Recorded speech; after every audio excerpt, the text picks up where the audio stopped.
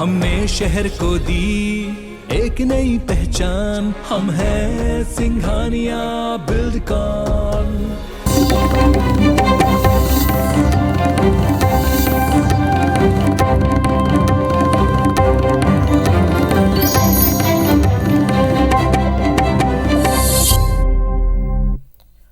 नमस्कार, आप देख रहे हैं एपिसोड 4। मैं हूं आपके साथ राहुल सिन्हा। मध्य प्रदेश के खबरों के इस बुलेटिन में आपका स्वागत है। खबरों को देखेंगे विस्तार से। मध्य प्रदेश में नई आबकारी नीति के लिए गठित मंत्री समूह की बैठक आज गृह मंत्री नरोत्तम मिश्रा की अध्यक्षता में मंत्रालय में हुई। बैठक में आबकारी मंत्री जगदीश देवड़ा, स्वास्थ्य मंत्री प्रभुराम चौधरी भी शामिल हुए। इस दौरान आबकारी नीति 2022 और 2023 को लेकर चर्चा हुई, जिसमें राजस्व बढ़ाने पर फोकस रहा। मध्य प्रदेश में नए वित्तीय वर्ष 1 अप्रैल से नई आबकारी नीति लागू हो जाएगी। नई आबकारी नीति में अंगूर के अलावा जामुन से भी शराब बनाने की अनुमति दी जाएगी। वहीं विदेशी शराब को सस्ता किया जाएगा। कैबिनेट ने घर पर शराब रखने की सीमा भी बढ़ा दी। अब लोग पहले के मुकाबले 4 गुना ज्यादा शराब घर पर रख सकेंगे। इसके अलावा जिस शख्स की सालाना आय 1 करोड़ रुपए है, वो घर पर बार भी खोल सकेगा। हालांकि नई आबकारी नीति के तहत प्रदेश में नई शराब दुकानें नहीं खोली जाएंगी। आबकारी विभाग ने उप दुकानें खोलने का प्रस्ताव दिया था, जिसे मुख्यमंत्री ने खारिज कर दिया।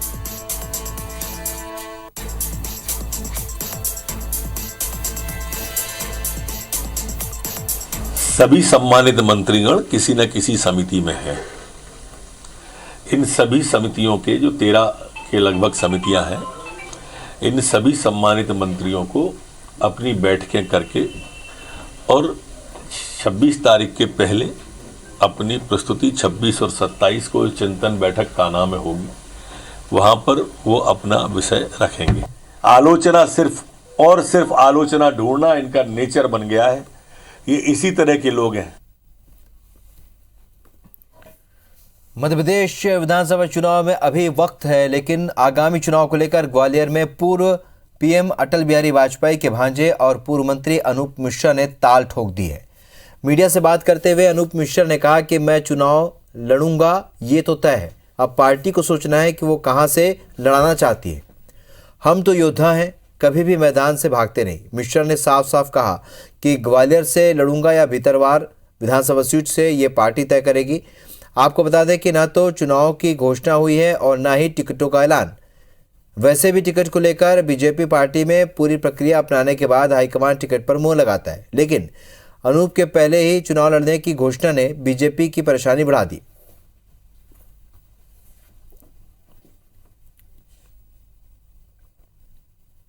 योद्धा कभी युद्ध से भागता नहीं, योद्धा युद्ध के लिए तैयार है।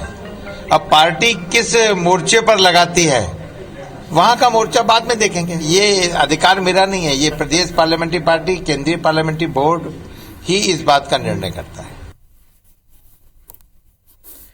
विभा पटेल को प्रदेश महिला कांग्रेस की कमान सौंपी गई है। विभा पटेल के पदभार ग्रहण करते ही कार्यकारिणी को लेकर चर्चाएं शुरू हो गई हैं। कार्यकारिणी गठन करना विभा पटेल के लिए भी किसी चुनौती से कम नहीं, क्योंकि क्षेत्र समाज के संतुलन के साथ साथ नेताओं के गुटों को एडजस्ट करना होगा।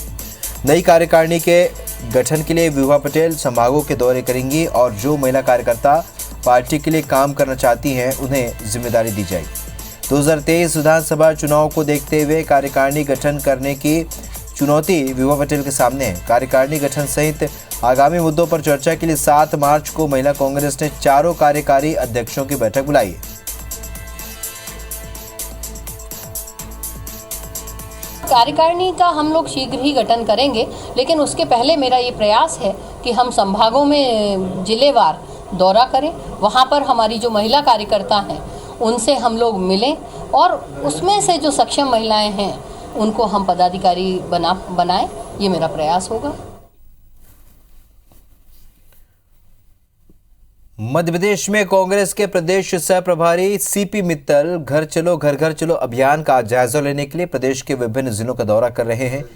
अभियान को लेकर मित्तल जबलपुर के दौरे पर रहे और कांग्रेस कार्यकर्ताओं से फीडबैक भी लिया। मित्तल ने बजट सत्र के बाद कान्हा में होने वाली प्रदेश मंत्रिमंडल की चिंतन बैठक पर सवाल खड़े किए और कहा कि पिछले 18 सालों से मध्य प्रदेश में बीजेपी की सरकार काबिज है। इसके बावजूद 18 साल बाद प्रदेश सरकार को मध्य प्रदेश के विकास की याद आ रही है। मित्तल ने इस जनता के साथ बड़ा विश्वासघात करार दिया और उन्हें पूर्व की कमलनाथ सरकार का जिक्र करते हुए कहा कि महज 15 महीने की सरकार के दौरान कांग्रेस ने हर वर्ग की न केवल चिंता की है बल्कि प्रदेश में विकास के नए आयाम भी तय किए। जनता ने कांग्रेस की सरकार बनाई थी, कुछ लोगों ने जनता के साथ विश्वासघात करा है। हमारी सरकार के साथ विश्वासघात के साथ साथ जनता ने कांग्रेस की सरकार चुनी थी, उन्होंने जनता के साथ विश्वासघात करा है और आने वाले समय के अंदर जनता ही उनको मुंहतोड़ जवाब देगी। अब भाजपा का समय खत्म होने वाला है, इसलिए ज्यादा ध्यान वो कांग्रेस की तरफ दे रहे हैं।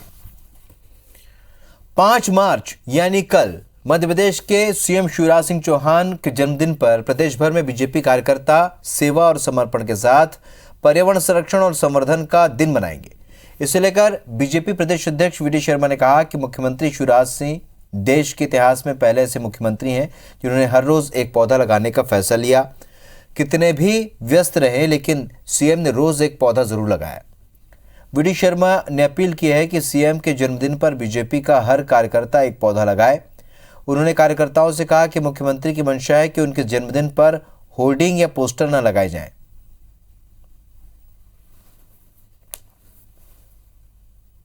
तो उनके जन्मदिन के अवसर पर सभी कार्यकर्ताओं से, भारतीय जनता पार्टी मध्य प्रदेश के सभी कार्यकर्ताओं से मैं भी आज अपील कर रहा हूं कि हम सब मिलकर के कम से कम एक वृक्ष अपने स्थान पर जरूर लगाएं।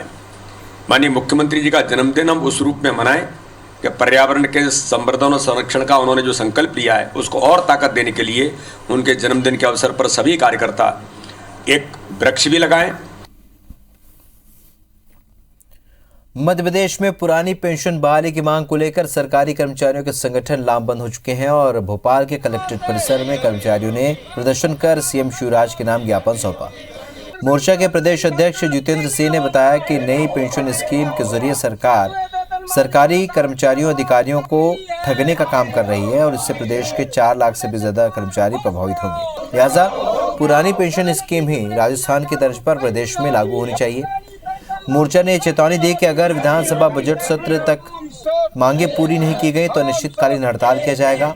वहीं कर्मचारियों की हड़ताल को कांग्रेस ने भी समर्थन दिया है। प्रदेश के पूर्व वित्त मंत्री तरुण भनोट ने कहा कि बजट सत्र में इस मुद्दे को उठाएंगे।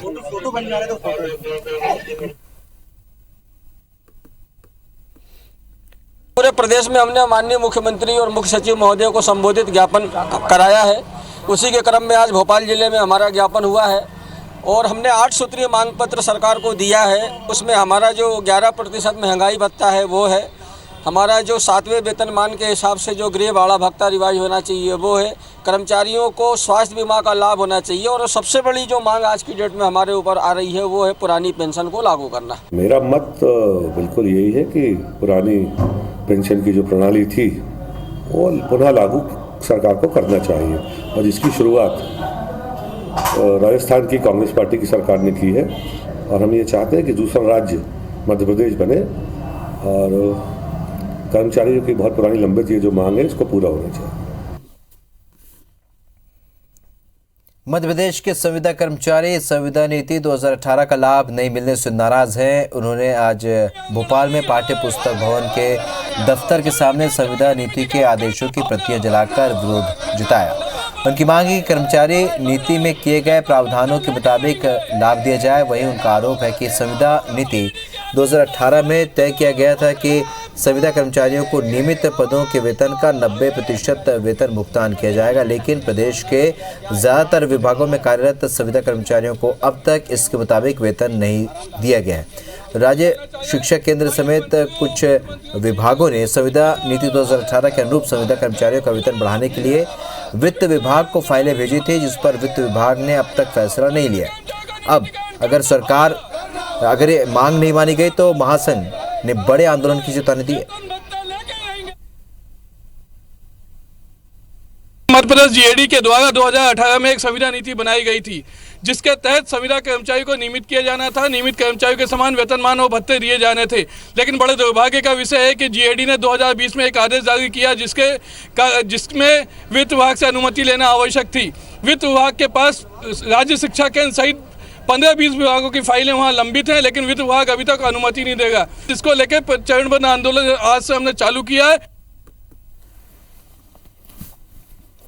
1987 बैच के आईपीएस अफसर सुधीर सक्सेना मध्य प्रदेश के नए डीजीपी बन गए हैं। सुधीर सक्सेना ने विवेक जौहरी के रिटायर होने पर उनकी जगह ली है और ये संयोग ही है कि 28 साल पहले विवेक जौहरी जब रतलाम एसपी हुआ करते थे, तब उनके तबादले पर 12 अगस्त 1994 को सक्सेना ने उनसे एसपी का चार्ज लिया था।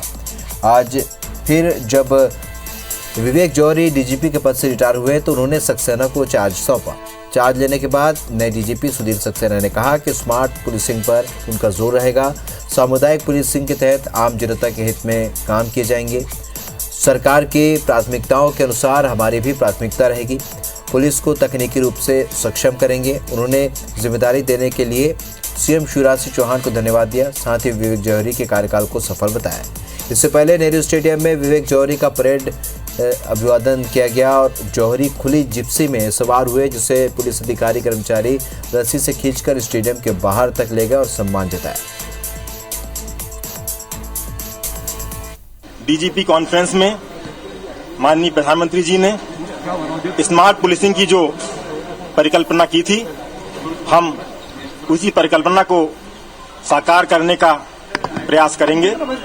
जो सरकार का ध्येय है उस तरफ पूरा काम करते हुए जनता को जितना रिलीफ दे सकते हैं अपराधों के कंट्रोल करते हुए वो करना है, वही हमने।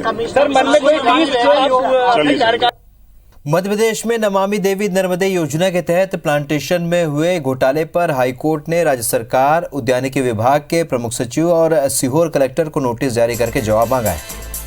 हाईकोर्ट में ये याचिका सामाजिक कार्यकर्ता सुनील सिंह ने दायर की थी, जिसमें कहा गया कि सरकार ने 650 करोड़ की राशि से नर्मदा किनारे फलदार वृक्षारोपण की योजना बनाई थी। जबलपुर और उसके आसपास के लिए 1 करोड़ रुपए के फलदार पौधे खरीदे गए, लेकिन उसमें से 1,69,000 पौधे गायब थे।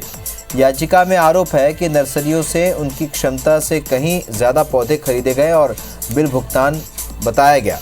सीहोर जिले में कागजों में 1.25 करोड़ रुपए के ड्रिप खरीद लिए गए, लेकिन किसानों को बांटे नहीं गए। जांच समिति ने अपनी रिपोर्ट में कई दोषी अधिकारियों और कर्मचारियों को पद से हटाने की सिफारिश की थी, लेकिन उन पर कोई कार्रवाई नहीं की गई। हाईकोर्ट ने राज्य सरकार से पूछा है कि घोटाले की जांच रिपोर्ट आने के बाद भी दोषी अधिकारियों के खिलाफ कार्रवाई क्यों नहीं की गई।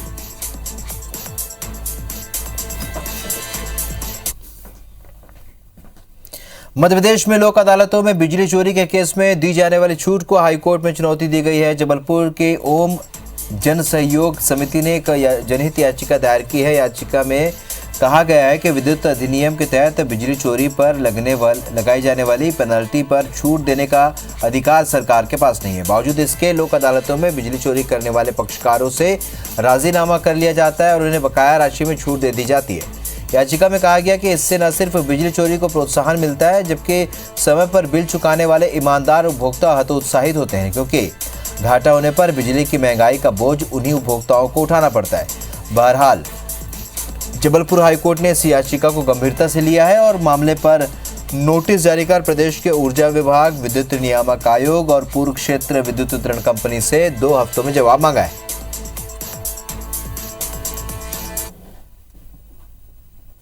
विद्युत अधिनियम की धारा के तहत जो राशि वसूली की जाती है ये सिविल लायबिलिटी होती है, क्योंकि ये जो चोरी की गई है उसके बदले वो राशि वसूली जाती है।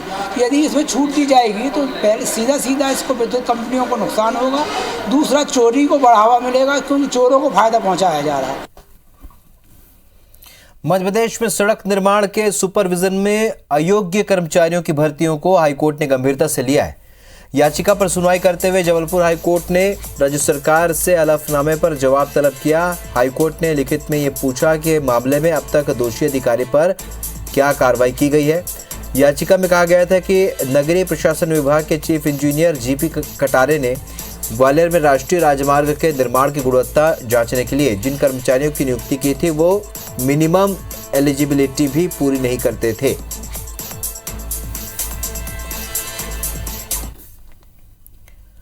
ग्वालियर की जीवाजी यूनिवर्सिटी अक्सर विवादों में रहती है। ताजा मामला बीएससी नर्सिंग 4th ईयर की 209 फर्जी मार्कशीट बनाए जाने का है, जो 3 जांचों के बाद भी अनसुलझी हुई है।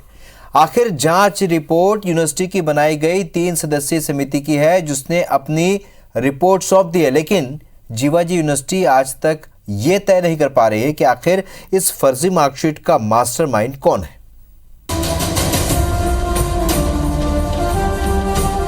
ग्वालियर के जीवाजी विश्वविद्यालय में भ्रष्टाचार, घोटाला और लापरवाही कोई नई बात नहीं, लेकिन इस बार अफसरों की करतूत छात्रों के सामने खुलकर आ गई है।